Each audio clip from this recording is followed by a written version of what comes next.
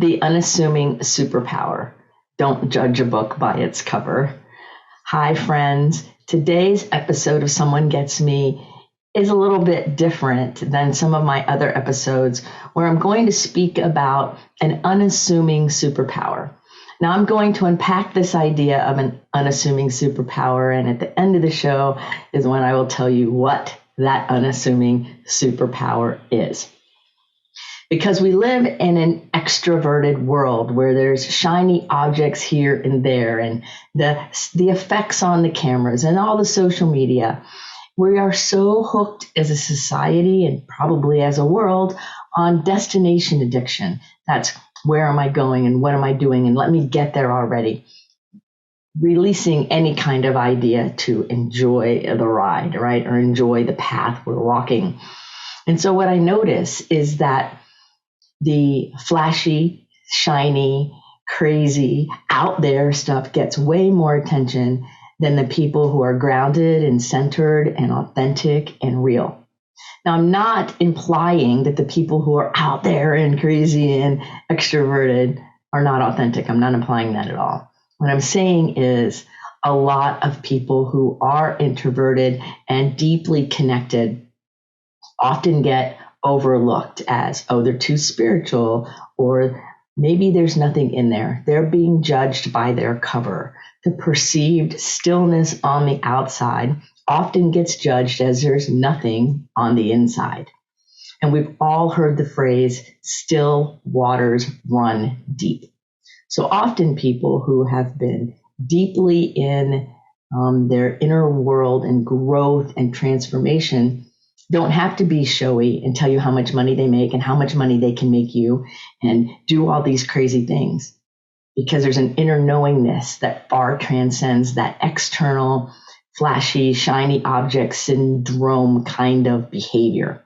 And we as a society often are addicted to that external way of looking at things rather than going within and being connected and connecting with other people. It's increasing over time. It's increasing that people are more and more connected to this, addicted to whatever the next thing is, like very short attention spans. So I believe that the unassuming kind of introvert, maybe empathic person is really an advantage, because that's where the difference is. You know, it used to be that you had to get all wild and crazy to get attention. Well, now there's so many people being wild and crazy. What if we looked to the people who were calm and centered, and they were the eye of the storm? They're the calm within the storm versus the people causing the storm. So I believe that sometimes, it's so much more fun to be a little quiet. So it seems like a conversation when you're working with me, just a plain old conversation, it seems like that. However, what 90% of the people I work with say, it takes a minute to percolate. And then the ahas start up. And that is because I am skilled at asking really great questions. And they're questions that aren't yes/no questions. They're questions that take pondering and deep work and understanding. And so often those don't get answered right away. They don't get answered like that. It's more of an awakening and emerging from within. Also, I believe that people who are quiet and aligned inside also have a lot of shared ideals of compassion and kindness and gratitude and honor and respect for the person they're working with. I find it to be totally one of the most honorable things that could happen if somebody says, I want to work with you, Diane, because they're choosing to share their life with me. And there is no greater honor for me in the world. Do I have to jump up and down and get all crazy about that? No, because it's a humbling, deep, rich experience. And when I can connect with somebody on that deeper level, on that soul level, that far transcends all the flashy, crazy stuff out there, at least in my world. I also see that all the shiny object syndromes out here create a lot of dissonance for people where they're distracted from who they really are. I always tell my people, make your face look how your insides feel. So if you're smiling and yippee skipping around, but inside maybe you feel existential angst or Maybe you're gifted and you feel a little lonely, like nobody really understands you. Or maybe you're sad about something, but you have to put a smile on your face and you create that incongruence to please whoever, please work, please family, please the society, please what social media wants you to do. Well, that also fosters dysregulation, but we're not in harmony. That has long-term negative consequences to your being, spiritually, mentally, emotionally, physically. So what are you going to do? Are you going to allow yourself to be dissonant, where your face does not look like how your insides feel? Or are you going to really focus on being congruent and regulated? And regulated does not mean flat. It means that when I'm happy, I'm happy. When I'm sad, I'm sad. And I can be in the flow of life. Because life is kind of like on a sine wave. There's always flow. There's always movement. Much like the surf when you go to the beach. There's that beauty. There's that elegant simplicity, that rhythm of things. And that rhythm emerges from the inside. It is distracted when you're focused outside. And so the addiction part of some of the technology and social media and things like that is to keep you so focused outside of you that you don't really know what's going on in you. And until you know what's going on within you, there's always going to be dissonance. It's never going to line up. So sometimes the introverted, empathic, deep thinking people don't look like all flashy. Sometimes we are attentive to what you're saying and what you're not saying. Sometimes we are totally there and present, and we hear you with our heart, with our soul, and our ears. That's much more powerful than the external thing. So the unassuming superpower shows up in humble, gracious, compassionate ways. Yeah, it does. Now, people who have this unassuming superpower also are very good at yes and. There's not a whole lot of right fighting and having to be right all the time and good, bad, right, wrong. That's not the reality. Unassuming superpower people also have great candor, an integrity, a truth, an alignment with their motives, a clarity about who they are and what their motive in life is. That is deeply needed in this world, right? Where we're so connected to who we are and where we're going and what we're doing that we can't be taken off that spot. Now, that's not all about, all the arguments and all the things I see where the people are being so polar. Well, it's all right or all left or all, I don't believe in any of it or whatever it all is. All of it is a sign of dysregulation. It's a sign of being externally focused, and it's a sign of a lack of mental health. That person may not be diagnosed as mentally ill, but when we go out to a far faction somewhere and we hang out there, then there is a problem with our connection, with our heart, our soul, and our mind. Now, a lot of research shows that when somebody is living in a state of fear for a long period of time or that state of danger, that their ability to discern what's real and true becomes impaired over time. Well, we live in a society that's impaired over time unless somebody's doing their deep work.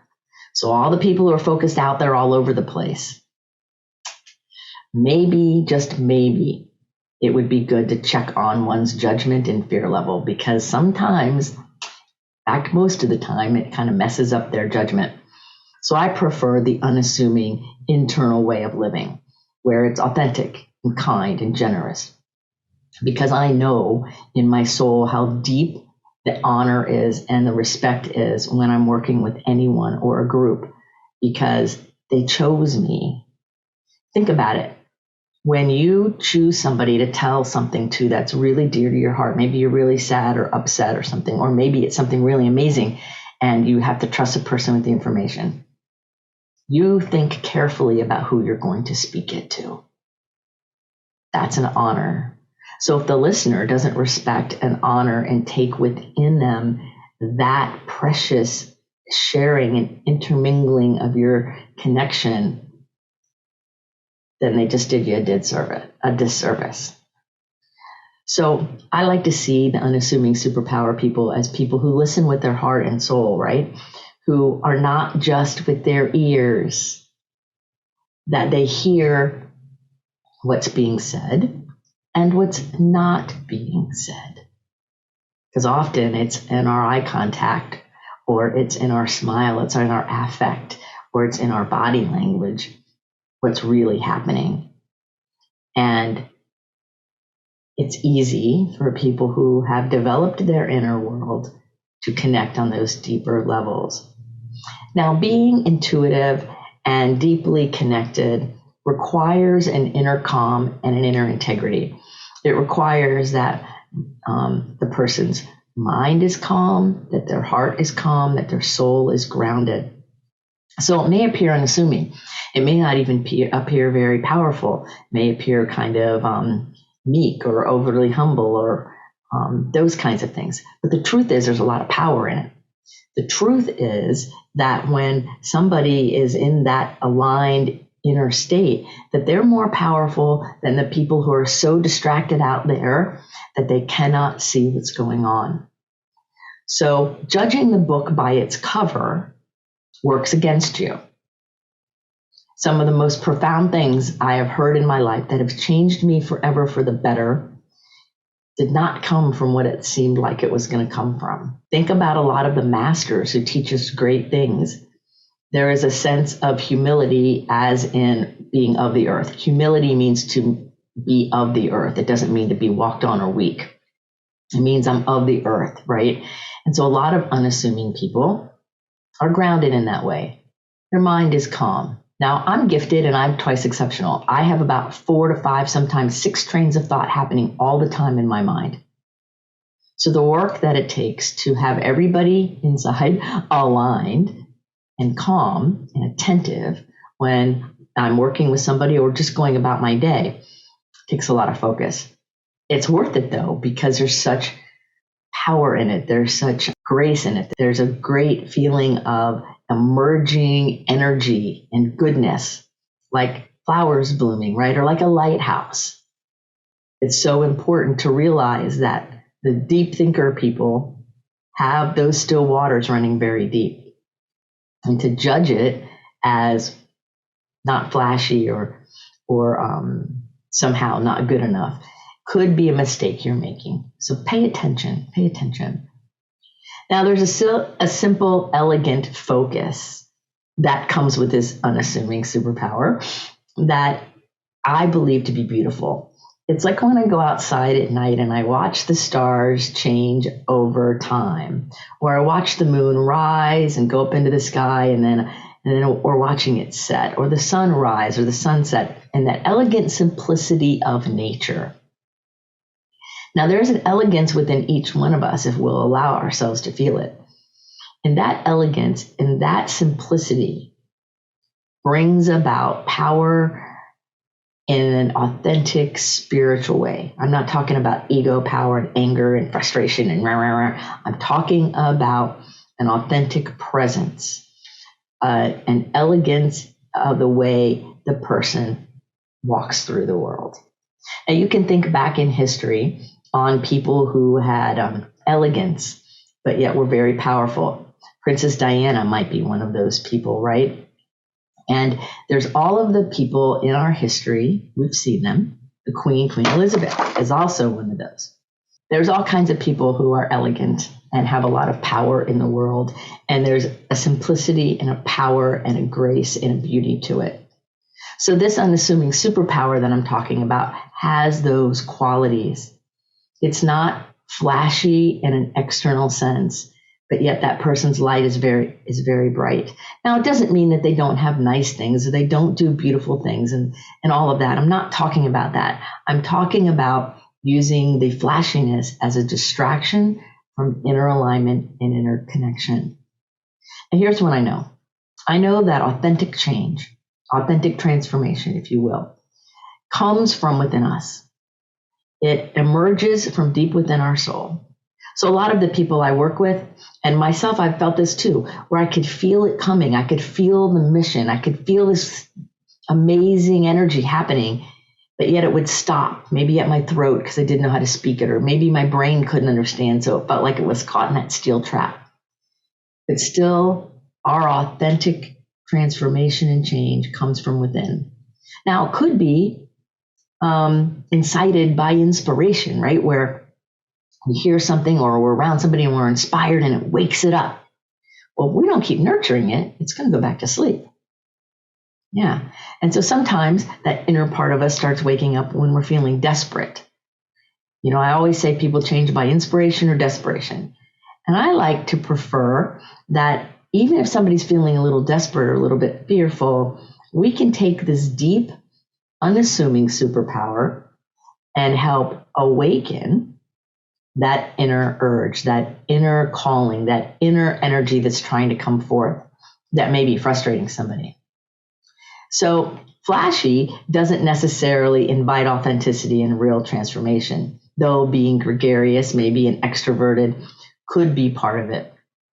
We often in this world are addicted to the adrenaline of good and greed and fear and fame and all the adrenaline that goes with it, like, you know, the adrenaline rush and let's go do things that get it all going, right? We can become addicted to that, whether it's positive or negative, whether it's good or bad, which is why I don't use those words.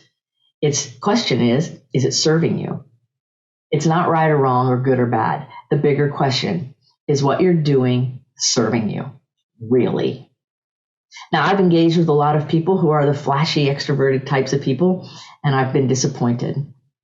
I've engaged with quieter people, and I've been disappointed. I've engaged with some of the flashy people and been really excited and inspired, and they've had it happen the other way too. So I'm not talking about judging everybody all the time. What I'm talking about is awareness and discernment here. When we have an internal locus of control, meaning we're making our decisions from within our heart, in our soul, in our mind, like what from within us. Internal locus of control means I am acting upon the world from the inside out. Then we will know how the person lands on us or the situation lands on us, and we'll be able to determine what's best for us. An external locus of control turns over all your power. So now you're reacting to the outside world all the time. And that can lead you astray because the outside world doesn't always give you great information. So an internal locus of control, I have found, works way better. So think about this. When your inner soul, like the real authentic you, is guiding the ship, is kind of like the compass, then you will see that a lot of the flashy, crazy stuff out there is unnecessary because that inner compass, that unassuming part of you, that part of us that connects on that deeper level is much more powerful than people realize. And it's got a power that's lasting. It's not like a flash in the pan, right? It's amazing, I think. So what I say sometimes when I'm out sailing and other times, pay attention, heads up. Those kinds of things matter. Pay attention. Is what I'm hearing landing on me in a loving, nurturing, kind way, or is it inciting fear and upset? So the unassuming superpower, you ask, like, what is it, right? For me, the unassuming superpower is the skill of deep listening. Deep listening beyond ears, deep listening beyond the surface. It's a deep listening from a place of humility with a peaceful mind and a peaceful heart, where the listener is open, receptive, and responsive to the experience. So when I work with people and I dial in on those deeper levels, it is an unassuming superpower. That's how come all the people who work with me go, wow, what you said really works, or wow, I didn't realize that conversation was so powerful. Because it's totally possible to be conversational and friendly and on point and transformative without having it all to be all flashy, or without having it to be moving so fast, because integration matters. The depth matters if you really want to transform and grow. Now, some people just want a certain goal, like a certain amount of money or a certain number of clients or their business to go a certain way or their health to be a certain way. They only want like a certain goal. That's where you hire a coach, right? Because they help you get to the goal.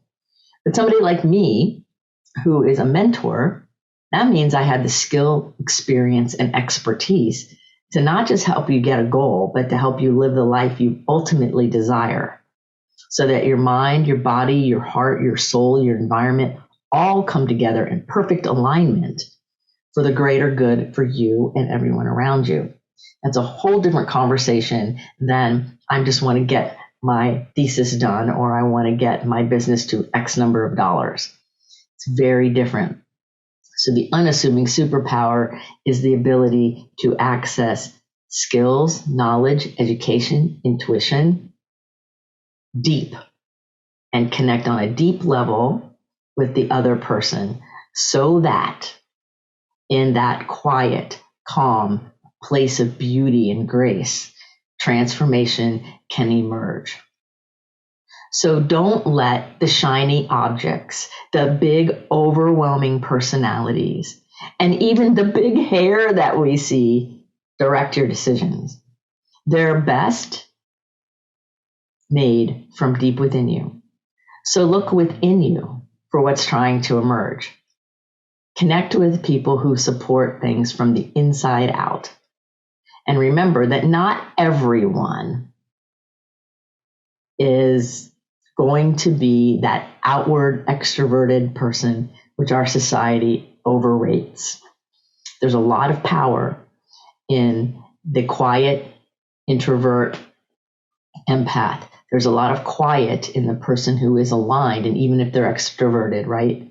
There's power in that. So don't judge a book by its cover, because when you do that, you lose. Now remember, until the next episode of Someone Gets Me, I wish all of you well, and I'm really, really grateful that you're part of my community and part of this family, and that you're on earth with me sharing this great road.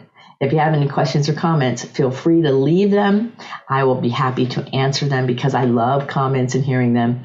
If you've loved this episode, share it with somebody who might be able to understand it and help inspire them too. Until the next episode of Someone Gets Me, be well.